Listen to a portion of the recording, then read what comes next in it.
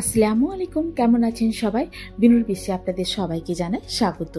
আজকে আপনাদের সঙ্গে শেয়ার করব ব্রেকফাস্টের একটি দুর্দান্ত রেসিপি। আমরা সবাই জানি সেমুই মানে তার রেসিপিটা মিষ্টি হতে হবে, এমনটা কিন্তু একেবারেই নয়।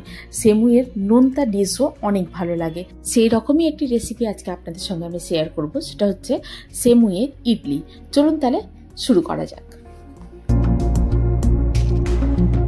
নিয়ে নিয়েছি এখানে গাজর, স্প্রিং অনিয়ন, ধনেপাতা, কাঁচা লঙ্কা আর একটা পেঁয়াজ।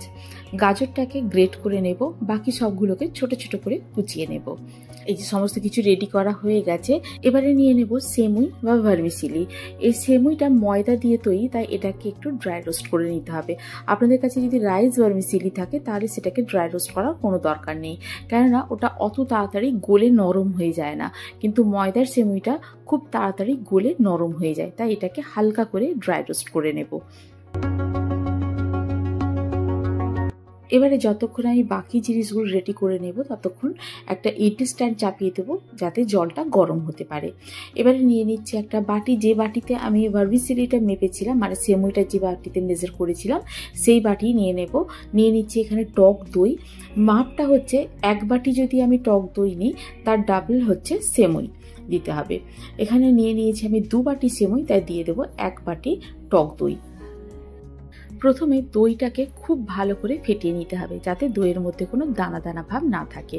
এবারে দিয়ে দেবো এখানে গ্রেট করে রাখা গাজর, খুব ছোট ছোট করে কুচিয়ে রাখা ধনেপাতা, ছোট করে কুচিয়ে রাখা পেঁয়াজ, স্প্রিং অনিয়ন, আর দিয়ে দেবো এখানে স্বাদ মতো কাঁচা লঙ্কা কুচি। আপনারা যে যেরকম ঝাল খান সেই অনুযায়ী কাঁচা লঙ্কাটা দেবেন এখানে। দিয়ে সবগুলোকে খুব ভালো করে মিক্স করে নেব। নিয়ে এবারে দিয়ে দেবো এখানে ড্রাই রোস্ট করে রাখা সেমুই, দিয়ে সবগুলোকে খুব ভালো করে এখানে মাখিয়ে নেব। এটা মাখানোর সময় যদি খুব বেশি টাইট মনে হয় তাহলে একটু জল চাইলেও দিতে পারেন, তবে জলটা যত কম দেওয়া যায় ততই ভালো। এখানে আমি জল একটু দিয়েছিলাম, আমার চামচ 2 মতো জল লেগেছিল। এই যে দেখুন, এই ছোট চামচে 2 চামচ জল দিয়েছিলাম, দিতেই ঠিক হয়ে গেছে। এবারে মাখিয়ে এটাকে কিছুক্ষণ রেখে দেব। নিয়ে নেব ছোট একটা প্যান, এতে দিয়ে দেব সর্ষের তেল অল্প করে, দিয়ে দিচ্ছি এখানে কারি পাতা। কারি পাতাটা একটু ভাজা ভাজা মতো হয়ে গেলে দিয়ে দেবো এখানে সর্ষে। আমি এখানে সাদা সর্ষে দিয়েছি, আপনারা যদি চান কালো সর্ষে দিতে পারেন। আর দিয়ে দেবো গোটা জিরে।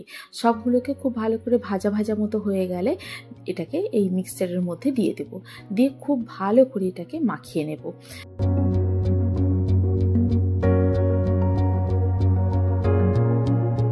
এবারে ইডলির যে প্লেটগুলো থাকে সেগুলোকে তেল দিয়ে খুব ভালো করে গ্রিজ করে নেব। নিয়ে এবারে যে মিক্সচারটা রেডি করে রেখেছিলাম সেটাকে এক এক করে দিয়ে দেবো এগুলোর মধ্যে।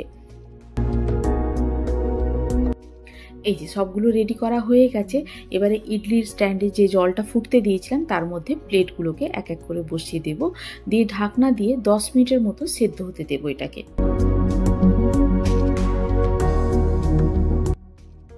10 মিনিট হয়ে গেছে। 10 মিনিট পরে নামিয়ে ঢাকনাটা খুলে দেবো। এর খুব সুন্দর সেদ্ধ হয়ে গেছে। এবারে কিছুক্ষণ রেখে দেবো যাতে ঠান্ডা হয়ে যায়। এটা ঠান্ডা হয়ে গেলেই হাত দিয়ে একটু চাপ দিলেই এটা ডিমোল্ড হয়ে যাবে। এই যে দেখুন, খুব সহজেই বেরিয়ে আসবে স্ট্যান্ড থেকে। এটা আমি আজকে সার্ভ করেছিলাম টমেটো সস দিয়ে। আপনারা যদি চান সাম্বার দিয়েও সার্ভ করতে পারেন, খেতে অসাধারণ লাগে। আপনারা তাহলে ট্রাই করুন বাড়িতে, রেসিপিটি করে জানান কেমন লাগলো। যদি ভালো লেগে থাকে বন্ধুদের সঙ্গে শেয়ার করুন, আর যদি কোনো নতুন বন্ধু থেকে থাকেন তাহলে আমার চ্যানেলটিকে সাবস্ক্রাইব করে পাশে থাকার অনুরোধ রইল। আজ তাহলে এই পর্যন্তই, আবার দেখা হবে। ভালো থাকুন, সবাইকে ভালো রাখুন। আল্লাহ হাফেজ।